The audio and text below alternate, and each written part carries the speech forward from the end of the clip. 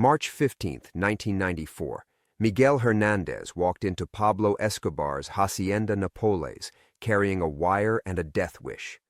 The DEA had promised him a new life in America if he could get close enough to record Escobar's money men discussing their Swiss accounts. What Miguel didn't tell his handlers was that he'd already decided to die that night. His wife Maria had 6 months to live, and the experimental treatment in Germany cost exactly what Escobar paid his top lieutenants. 47 minutes into the meeting, Miguel's wire crackled to life. Escobar's men started reaching for their guns, but instead of bullets, something else happened. Something that would haunt Miguel for the next 20 years. The night Miguel Hernandez chose his country over his wife, the night that made him rich and left him broken. Before we jump back in, tell us where you're tuning in from, and if this story touches you, make sure you're subscribed, because tomorrow I've saved something extra special for you. The silver Colt 45 gleamed under the hacienda's chandelier as Escobar's lieutenant, Carlos Mendoza, set it on the mahogany table between them. Miguel's blood turned to ice water. The ornate Colombian eagle etched into the grip caught the light, a weapon he'd seen claim 3 lives in the past month. "You hear that, Miguel?" Mendoza's voice was silk over razor wire. The crackling from Miguel's wire had stopped, but the damage was done. Every man in the room had their hand resting on steel.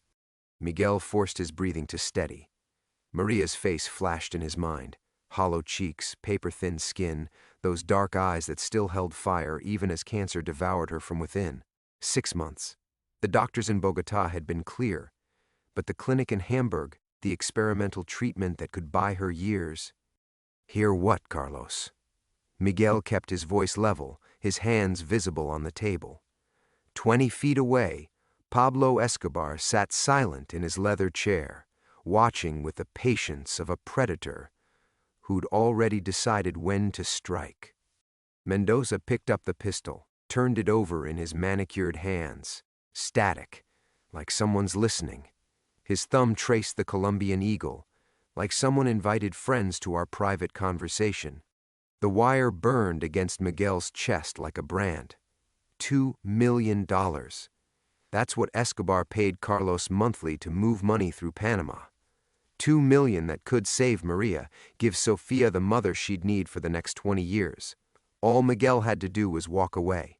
Let the DEA find their evidence somewhere else. "You're paranoid, hermano." Miguel reached for his whiskey glass, proud when his hand didn't shake. Too much Colombian coffee. Escobar's laugh was dry leaves rustling. "Miguel makes a point, Carlos. Perhaps we should be more careful about our refreshments." The drug lord's eyes never left Miguel's face. "Tell me, Miguel, what does a man do when he must choose between loyalty and love?"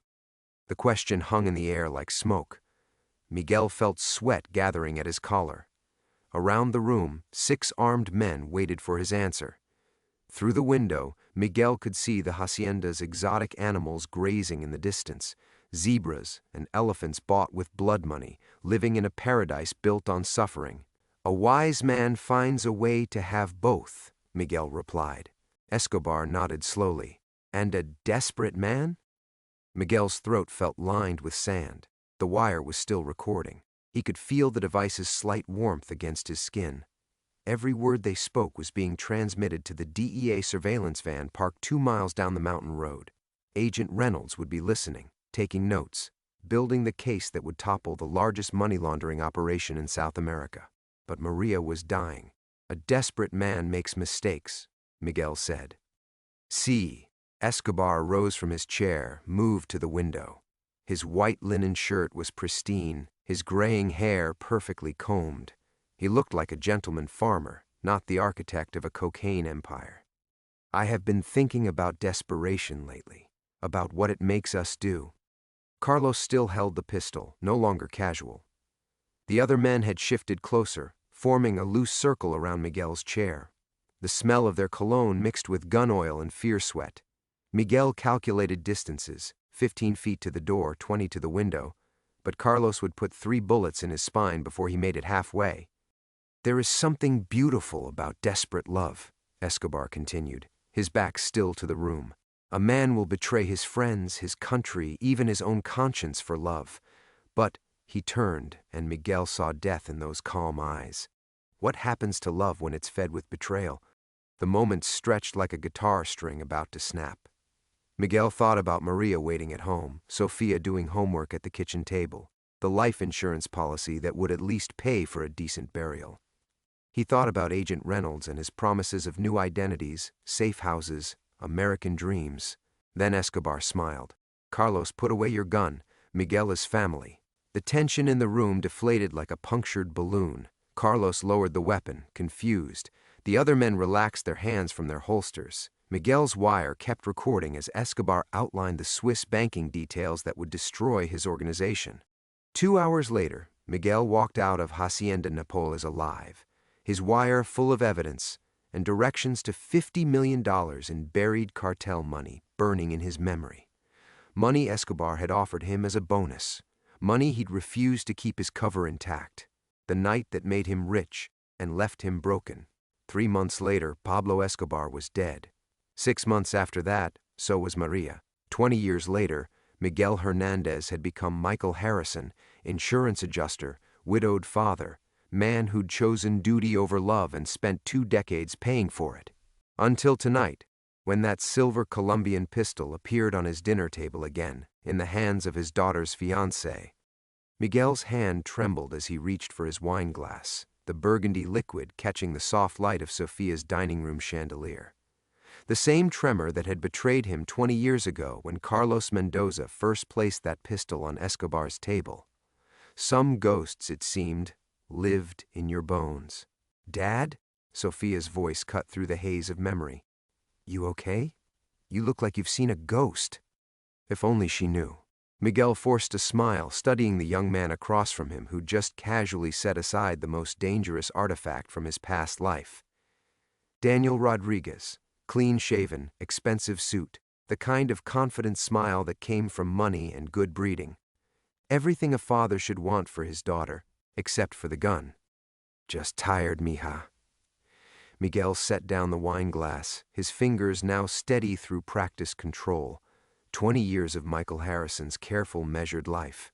20 years of insurance claims and PTA meetings and teaching Sofia to drive in empty parking lots, all of it built on the foundation of that one terrible night when he chose his country over his dying wife.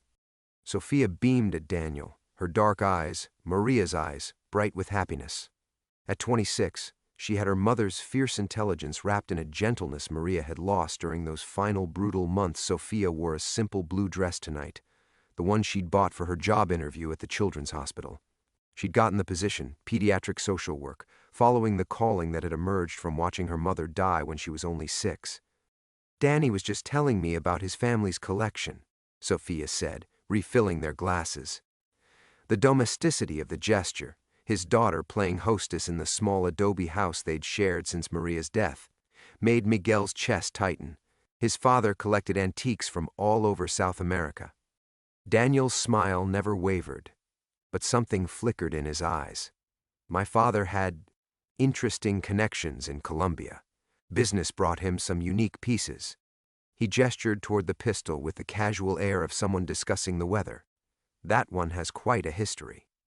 Miguel's mouth went dry. The Colombian eagle etched into the grip seemed to watch him, its silver wings spread in eternal flight. He remembered Carlos polishing that gun obsessively, the way other men might worry a rosary. Remembered the weight of it when Escobar had offered it to him as a gift, along with the location of the buried money. "What kind of business?" Miguel asked, his insurance adjuster voice steady and mildly curious. Michael Harrison asking about coverage details, not Miguel Hernandez probing for threats. Import-export, coffee, mostly. Daniel's fingers drummed once against the table. He passed 5 years ago. Cancer. Sofia reached across to squeeze Daniel's hand. "I'm sorry. I know how hard that is." The gesture was pure Sofia, always reaching out, always healing. She'd been like that even as a child, bringing home injured birds, defending classmates from bullies. After Maria died, she'd tried to mother Miguel instead of the other way around, making him breakfast before school, asking if he was okay when she found him staring at old photos. Miguel watched their joined hands and felt the familiar ache of protective love mixed with bone-deep fear. Everything he'd built, every careful year of Michael Harrison's mundane life, existed to keep Sofia safe, to give her the normal childhood and peaceful adulthood that Miguel Hernandez could never provide. The dining room felt suddenly small, its terracotta walls closing in. Sofia had decorated it herself after starting her new job, adding plants and family photos, turning their modest house into something warm and welcoming.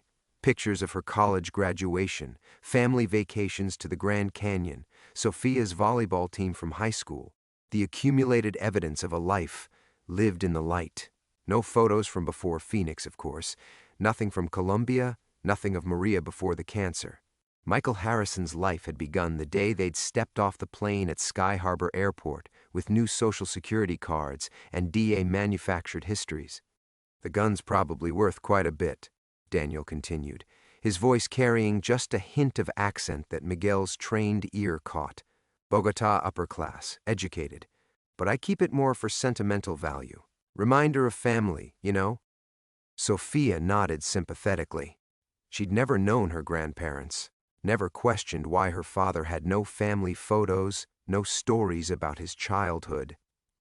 Miguel had crafted a careful tale of orphanages and distant relatives, just detailed enough to satisfy a child's curiosity, but vague enough to discourage deeper investigation. Family's everything, Miguel agreed, the words tasting like ash. He'd betrayed Escobar's surrogate family, watched his real family die from poverty when he could have saved them, and now sat across from a man who might be planning to destroy the only family he had left. Daniel raised his glass. To family, then, and to new beginnings. They drank, and Miguel tasted the wine's bitter finish on his tongue. Outside, Phoenix's desert wind rattled the windows, carrying the scent of creosote and dust. Somewhere in those hills, saguaro cacti stood sentinel in the darkness, ancient and patient as death. The Colombian eagle glittered on the table between them, and Miguel knew his careful, quiet life was about to end. The dinner continued with the mechanical precision of a nightmare. Miguel watched Daniel cut his steak, watched Sofia laugh at his stories about art galleries in Scottsdale, watched the Colombian eagle catch the candlelight with each gesture. Every movement felt choreographed, as if he were witnessing a play he'd seen before but couldn't remember the ending. I should probably put this away, Daniel said, reaching for the pistol. Sofia mentioned you work in insurance, Michael. Probably makes you nervous having firearms at dinner. The casual use of his assumed name sent ice through Miguel's veins. 20 years of Michael Harrison, 20 years of careful construction, and it felt as fragile as tissue paper in Daniel's presence. Not nervous, Miguel replied, just careful. Occupational hazard. Daniel's laugh was warm, genuine sounding. I understand completely. My father was the same way. Always thinking about risk, always planning ahead. He wrapped the pistol in its silk cloth with reverent care. He used to say that the most dangerous moments in life are the ones that feel safest.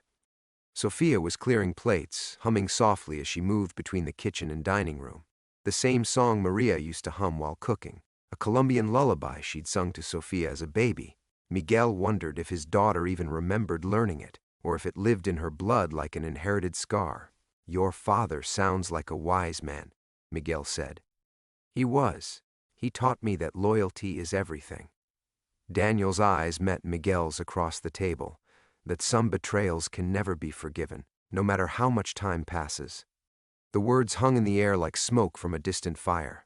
Miguel felt his chest tighten, the careful breathing exercises Agent Reynolds had taught him all those years ago kicking in automatically. In through the nose, out through the mouth. Count to 5. Don't let them see you sweat. Sofia returned with dessert, flan, made from Maria's old recipe. She'd spent years perfecting it, one of the few connections to her heritage Miguel had allowed her to keep. The caramelized sugar gleamed golden under the lights, and Miguel remembered Maria's hands shaking as she tried to cook during those final months, determined to teach Sofia everything before the cancer took her voice. This is incredible, Daniel said after his first bite. My mother used to make something similar. It's my mom's recipe, Sofia said, settling back into her chair. One of the few things I remember about her cooking. Dad's more of a takeout kind of guy. Daniel smiled. Cooking is love made visible, That's what my mother always said. Of course, she learned that from her mother, who learned it from hers. Some traditions run deep in families. Miguel's spoon clinked against his plate. Too loud, too sharp. Not all traditions are worth preserving. The words came out harder than he'd intended, and Sophia shot him a concerned look. Daniel's expression remained pleasant, but something shifted behind his eyes, a calculating coolness that reminded Miguel of Escobar in those final moments before the violence began. "That's interesting," Daniel said. "I've always believed that honor requires us to remember, to settle accounts." Sophia laughed nervously. "You two are getting awfully philosophical for dessert. Danny, tell Dad about the gallery opening next week." But Miguel wasn't listening anymore. The room felt suddenly airless, heavy with the weight of recognition. He knew that look in Daniel's eyes, had seen it in Carlos Mendoza's face the night everything went wrong, the patient satisfaction of a hunter who'd finally cornered his prey. Daniel was still talking about art exhibitions and wine tastings, his voice smooth and engaging, but Miguel heard something else underneath, the careful precision of a man who'd rehearsed this conversation. Every casual mention of family, every reference to loyalty and betrayal, each word chosen for maximum impact. The realization hit him like a physical blow. This wasn't a coincidence. The gun, the timing, even Sophia's new job at the children's hospital where she'd met Daniel while he was visiting his sick nephew. It was all orchestrated. A 20-year hunt finally reaching its conclusion. Miguel's coffee cup rattled against the saucer as he set it down. His hands were shaking again, the tremor he'd spent 2 decades learning to control. Across the table, Daniel's smile widened slightly, and Miguel knew his reaction had been noted, cataloged, added to whatever dossier existed in the shadows of his carefully constructed life. "Actually," Daniel said, checking his watch, "I should probably head out. Early meeting tomorrow." He stood and moved around the table to kiss Sophia's cheek. "Dinner was perfect, mi amor." Mi amor. The endearment rolled off his tongue with native fluency, despite his claims of being third-generation American. Miguel felt the last of his illusions crumble like ancient paper. As Sophia walked Daniel to the door, Miguel sat alone at the table, staring at the empty space where the Colombian eagle had rested. Outside, a siren wailed in the distance. Phoenix police responding to someone else's emergency, someone else's past catching up with them. When Sophia returned, her face glowing with happiness, Miguel knew his careful world had already begun to collapse. "He's wonderful, isn't he?" Sophia settled back into her chair, still radiant from Daniel's goodbye kiss. She began collecting the dessert plates with the unconscious efficiency of someone who'd been managing a household since childhood. "I know it's fast, Dad, but when you know, you know." Miguel forced himself to nod, though every instinct screamed at him to grab his daughter and run. Instead, he watched her stack dishes with the same methodical care she'd learned from helping him with insurance paperwork. Everything organized, everything in its place. 20 years of teaching her to find safety in routine, and now that routine felt like quicksand. "Tell me about how you met again," he said, keeping his voice level. Michael Harrison asking reasonable father questions, not Miguel Hernandez probing for operational details. At the hospital. His nephew Luis was in pediatric oncology for leukemia treatments. Sophia's expression softened with the professional compassion that made her so good at her job. Danny visited every day for weeks. I'd see him reading to Luis, bringing him toys. It was so sweet. Miguel's chest tightened. A nephew with cancer. What were the odds? In his previous life, Miguel would have called it textbook emotional manipulation. Create a scenario that would naturally draw Sophia's empathy, then build trust through apparent vulnerability. But maybe he was being paranoid. Maybe 20 years of looking over his shoulder had finally broken his ability to see coincidence as anything but conspiracy. "And you're sure about the engagement?" Miguel asked. 6 months is... "Dad!" Sophia's voice carried gentle reproach. "You and Mom got engaged after 4 months." The comparison hit like a blade between his ribs. Maria's face flashed in his memory. 24 years old, laughing at something he'd said in that cafe in Medellin, before Escobar, before the DEA, before everything went wrong. They'd been so young, so certain that love could overcome anything. 2 kids who thought they understood the world. That was different. Miguel said weakly. How? Sophia settled across from him, her dark eyes serious. Because you were older. Because the world was simpler then? If only she knew how complicated the world had been. Miguel reached for his coffee cup, then stopped when he saw his hand trembling again. The tremor was getting worse, stress fracturing through 20 years of careful control. Sophia noticed immediately. Dad, are you okay? You've seemed off all evening. Just tired. The lie came automatically, polished smooth by decades of use. Long day at the office. But Sophia wasn't buying it. She leaned forward, studying his face with the trained observation skills of someone who worked with traumatized children. Is this about Mom? I know Daniel reminds you of her sometimes, the way he talks about family, about traditions. Miguel's blood chilled. Sophia had noticed the Colombian inflections too, the way Daniel's careful American accent sometimes slipped. But where Miguel heard danger, she heard echoes of her mother's voice. He doesn't remind me of your mother, Miguel said. Not physically, no, but there's something. Sophia's voice trailed off, and for a terrifying moment Miguel wondered if she was starting to piece things together. Then she smiled. Maybe it's just that he makes me feel the way I imagine Mom made you feel. Safe, understood. Safe. The word twisted in Miguel's gut. Sophia had built her entire understanding of love around the sanitized version of his relationship with Maria, the Phoenix version, edited for content, stripped of context. She didn't know about the fear that had lived in their house in Colombia, the way Maria would flinch at unexpected sounds, the loaded gun Miguel had kept hidden in their bedroom closet. Sophia. Miguel's voice came out rougher than intended. What do you actually know about Daniel's background? What do you mean? Her defensive tone was immediate, protective. Dad, please don't start investigating him like he's an insurance claim. I'm just asking. He's a good man. Sophia stood abruptly, moving to the kitchen with sharp, angry movements. He's kind, he's successful, he loves me, and he wants to build a life together. Isn't that enough?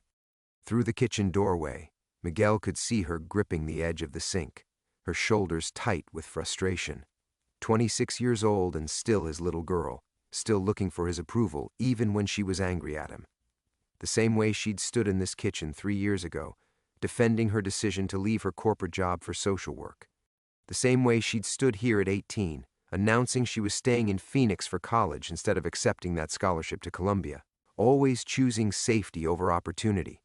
Always staying close to home. Had that been his influence, or was someone else keeping her close? Miguel's phone buzzed.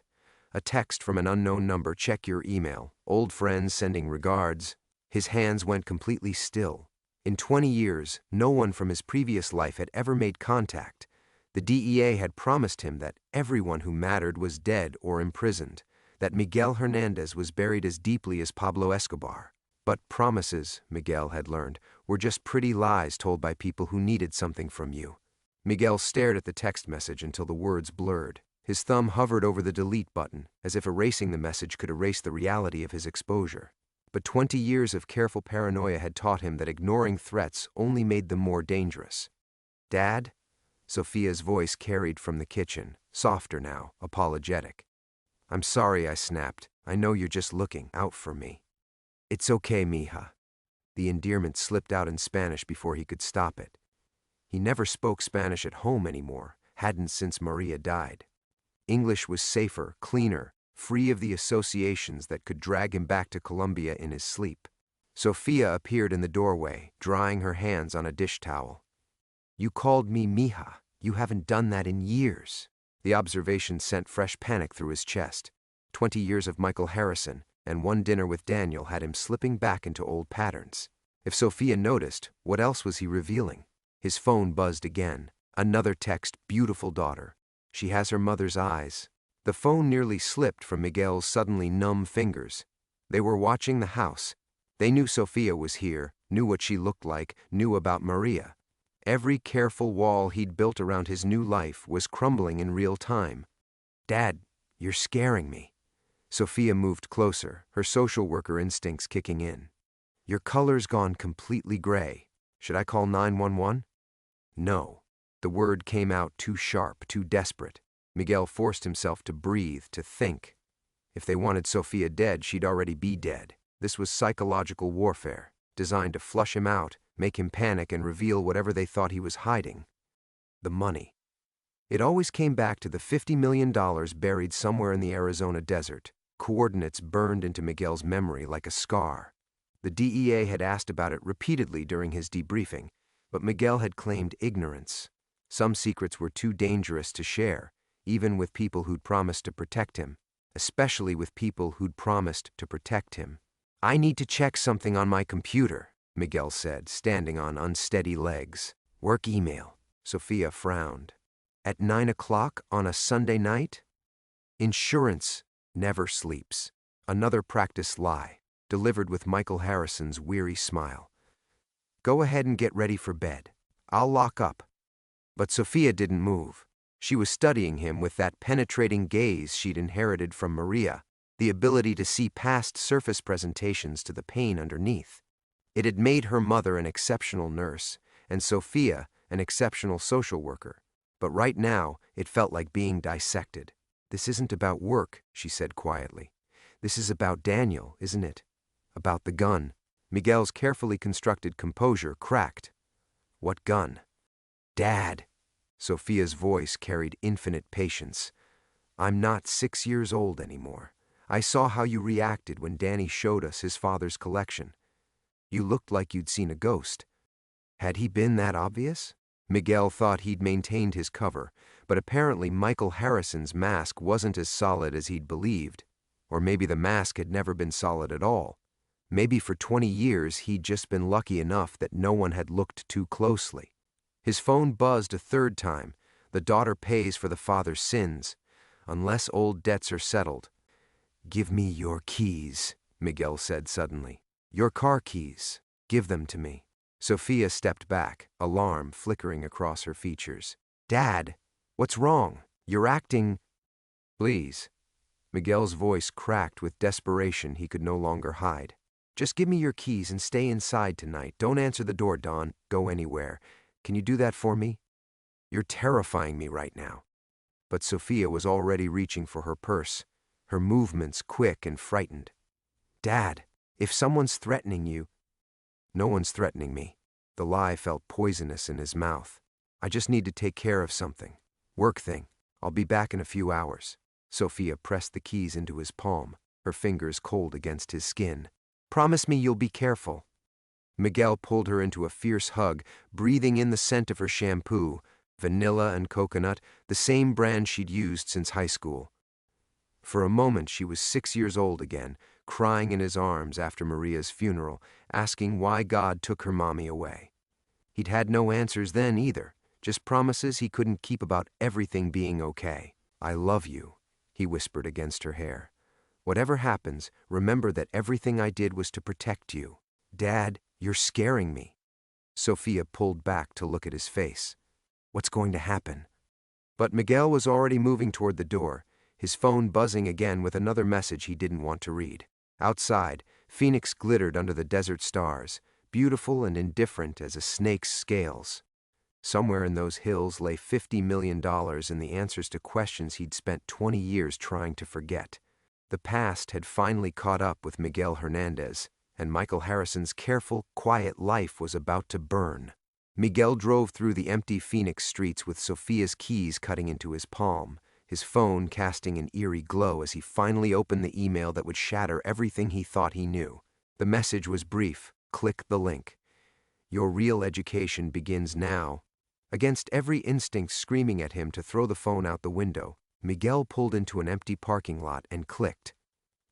A video file began loading, the thumbnail showing a grainy image of what looked like a hospital room. The video quality was poor, clearly shot through a window from outside.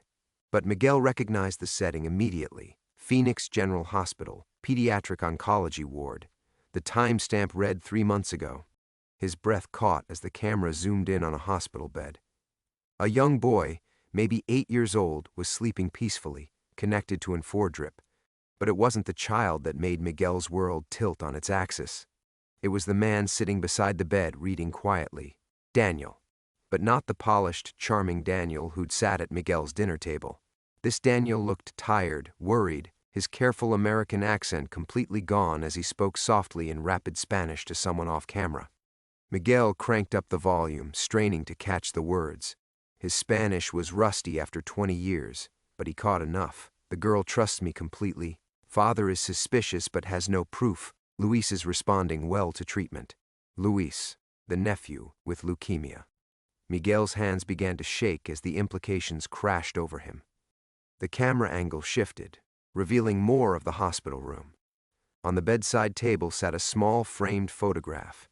Daniel with an older man Miguel recognized from DEA surveillance photos.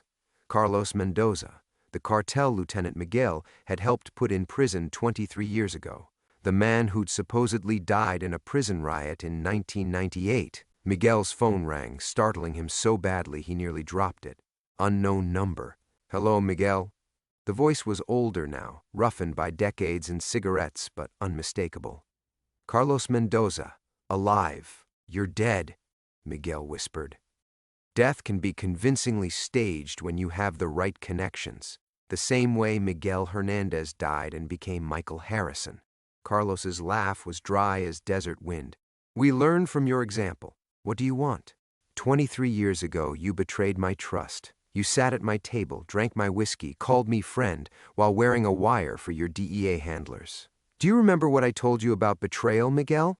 The memory surfaced unbidden. Carlos in his study, talking about honor while cleaning his guns. Betrayal is a debt that compounds interest, Miguel. And eventually, all debts come due. Sofia has nothing to do with this, Miguel said. Doesn't she? Carlos's voice carried cruel amusement. My son has been very thorough in his courtship. 6 months of patience, of building trust. She tells him everything, Miguel, about her lonely father who never talks about the past, who flinches at Colombian music, who taught her to always have an escape plan but never explained why. Miguel's vision blurred. 6 months. Daniel had been manipulating Sofia for 6 months, and Miguel had been too buried in his comfortable suburban blindness to see it. The beautiful irony, Carlos continued, is that she genuinely loves him. Daniel wasn't supposed to develop real feelings, but your daughter has a way of touching hearts, doesn't she? Just like her mother. Leave Maria out of this. Oh, but Maria is central to everything.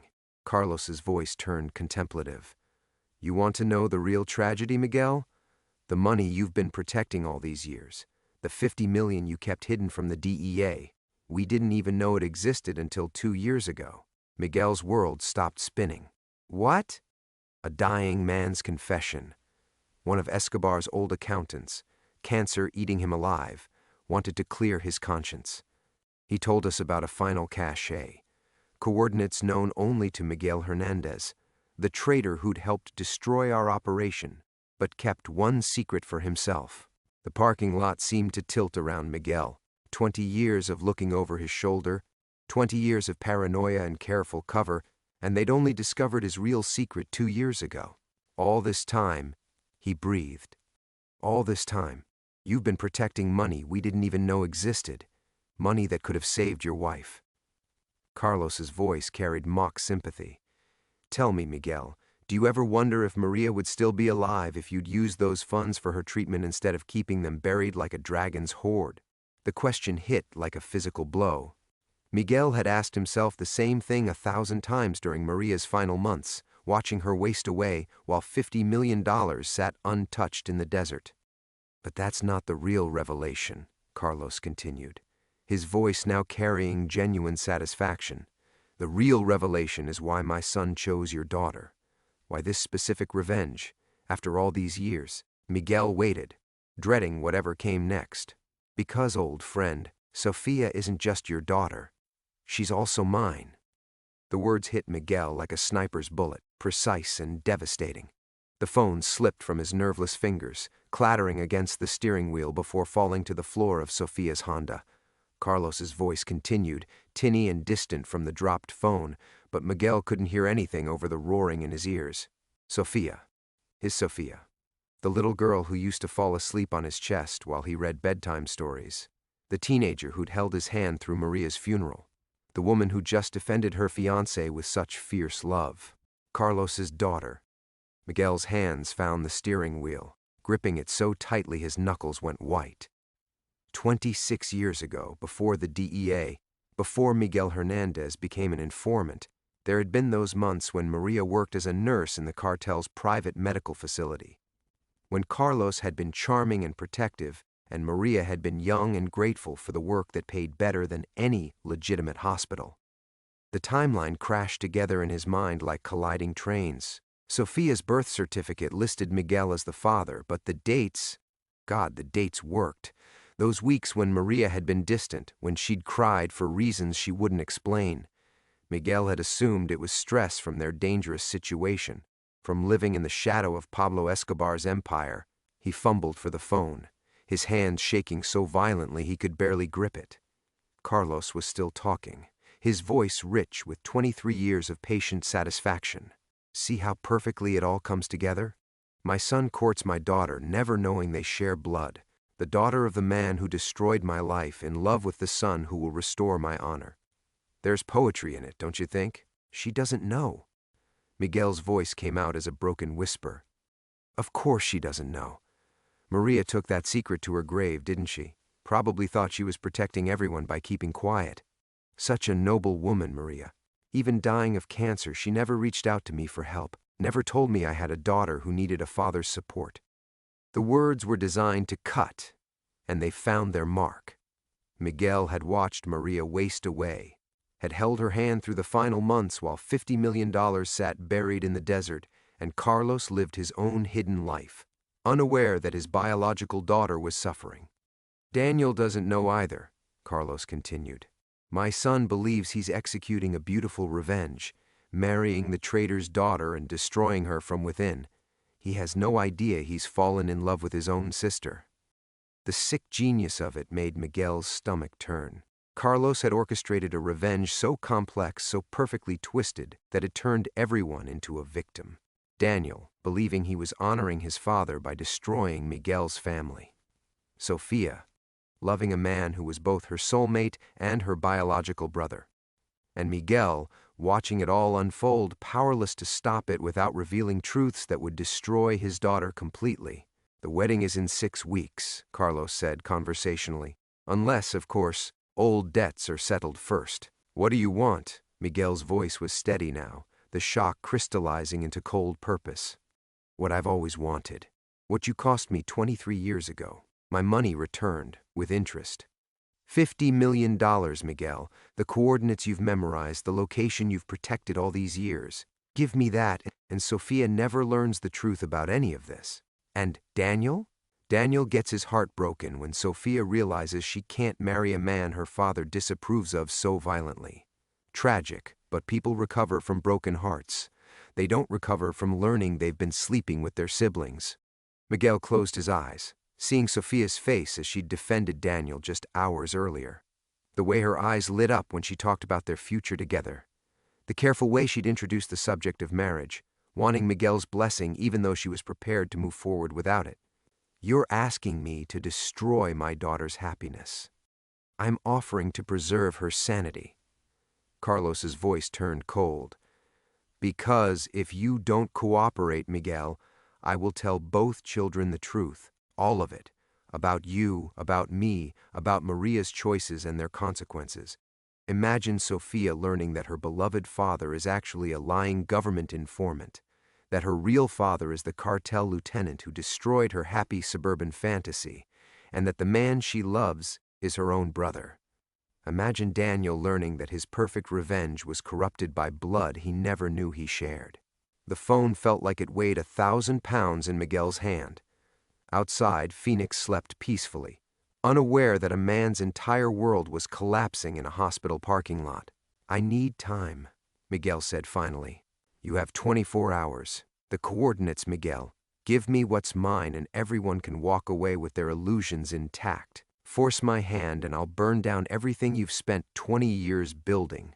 The line went dead, leaving Miguel alone with the weight of an impossible choice. The silence in the car stretched like a held breath. Miguel stared at the dead phone, Carlos's ultimatum echoing in the desert air. 24 hours to surrender coordinates worth $50 million, or watch his daughter's world incinerate with truths too horrific to survive. But as the initial shock ebbed, something else took its place. A cold clarity Miguel hadn't felt in 20 years. The careful insurance adjuster's mask began to crack, revealing the man who'd once walked into cartel compounds wearing a wire, knowing each conversation might be his last. Carlos had made a mistake. In 23 years of planning this elaborate revenge, he'd overlooked one crucial detail. Miguel had never been just a victim or just a traitor. He'd been a survivor. Miguel started the engine and drove not toward home, but toward the industrial district on Phoenix's outskirts. He parked behind a 24-hour storage facility and walked to Unit 247, a space he'd rented under a false name 20 years ago and visited only twice since. His hands shook slightly as he entered the combination, Maria's birthday. Inside, wrapped in oiled cloth beneath boxes of fake Christmas decorations, lay the tools of Miguel Hernandez's former life. Untraceable phones, cash in various currencies, fake identification papers for 3 different identities, and beneath it all, a Glock 19 he'd hoped never to touch again. The gun felt familiar in his hands, muscle memory overriding 2 decades of suburban softness. Miguel checked the clip, chambered a round, and allowed himself one moment of profound grief for the gentle life he was about to destroy forever. Then he drove toward the coordinates he'd memorized but never shared, not with the DEA, not with anyone. The location where $50 million waited in the desert like a poisoned promise. The drive took 40 minutes through increasingly desolate terrain.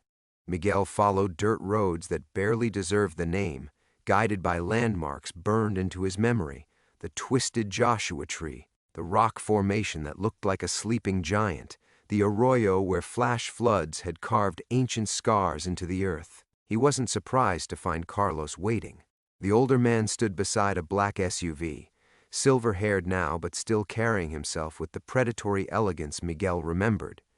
2 younger men flanked him, bodyguards who looked nervous about being this far from civilization. "Miguel," Carlos smiled as if greeting an old friend. "You're early. I appreciate punctuality. Where's Daniel?" "At his apartment, wondering why Sofia suddenly won't return his calls." Carlos's expression remained pleasant. "She became quite upset after you left tonight. Something about her father acting strangely.